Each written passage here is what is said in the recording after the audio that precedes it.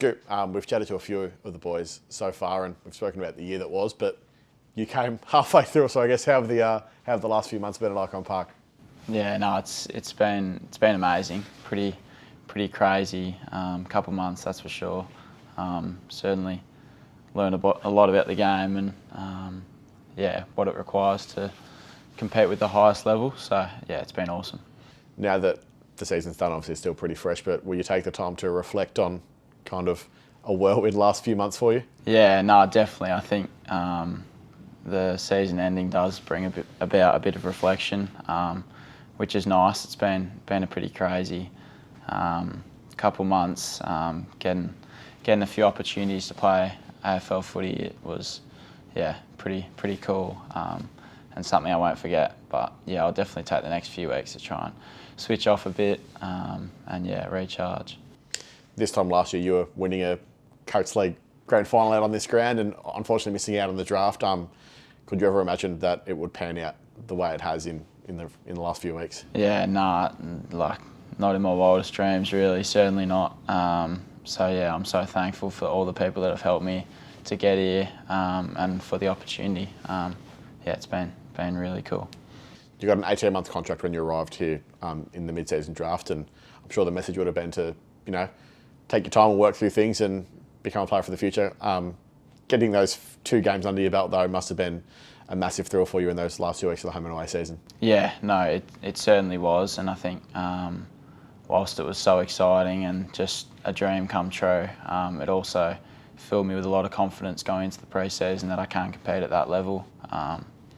It showed me what's required at the level, so I can really attack the pre-season, knowing what I need to get better at, and yeah.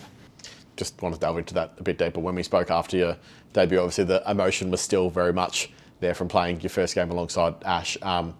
But looking back on it now, I guess, how does it set you up now that you've had a taste of the level for those 2 games? Yeah, it's certainly it's so important, I think, going into pre-season. Just getting that little taste has made me probably more hungry and, as I said, more confident in myself that I can get it done at the level, not to mention how fun it was to run out there in front of a packed stadium. It was a pretty amazing moment to share with Ash, yeah. We spoke after that game against West Coast. The game against St Kilda obviously didn't pan out the way the team wanted with that last-minute goal, but getting the chance to run out in the jumper, capacity crowd in a game that had some serious ramifications for the football club, how much did that teach you just from that game against the Saints? Yeah, no, it was ridiculous. Like, I would have learnt more about football and about the game in that short period than ever before. Like, just the pressure that you were feeling out there, and it was a really amazing learning experience for me to be a part of at the back end of a year when it meant a lot for the club. So I take great pride that I was able to go out there and have an impact, and I just look to improve on that going forward. I'm sure there's many, but I guess who are the ones who really helped you out since your arrival here at the footy club back at the end of May? Yeah, obviously my family's been amazing, just supporting me throughout it. But in terms of within the walls, probably some of the coaches like Brad Ebert and Tim Clark have been amazing at just helping me hone my craft in the midfield, getting the extra touch in and all that sort of stuff. And then in terms of the boys, there's so many amazing role models here. Crip has been awesome to me. Same with the likes of Walshy and Chera. So it's been amazing learning off them, and I look to continue to follow in their footsteps.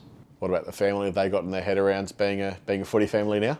A little bit. I doubt it though. I think it's similar for me and them. We still can't really believe it, but beginning to settle in a little bit more. But I don't think it will ever lose its excitement and joy, that's for sure. For those who aren't aware, I guess, as a first-year player, what does the end of an AFL season look like in terms of meetings and things like that? Because obviously it's the first time you're going through all of this. Yeah, it was new to me, that's for sure. Didn't really know what to expect, but we had a big team meeting yesterday just to wrap up the year, and today we had like our exit meetings to set up the pre-season and just hone in on what to attack through this off-season. So today was full of meetings and that sort of stuff, but it's definitely provided me with some clarity and motivation to get after it in the pre-season. You're entering uncharted territory because you're going to go into your second year next year, but going to have your first pre-season. Yeah, that's it. Well, what are you expecting? What are you looking forward to?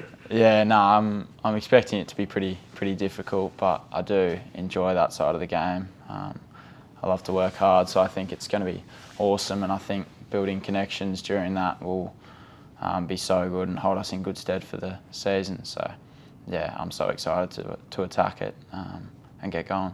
And just finally, obviously, you kind of came into the club in the mid-season. You got a few games under your belt. You had a few open training sessions when finals were locked in. I guess the support of the Carlton faithful at the footy club.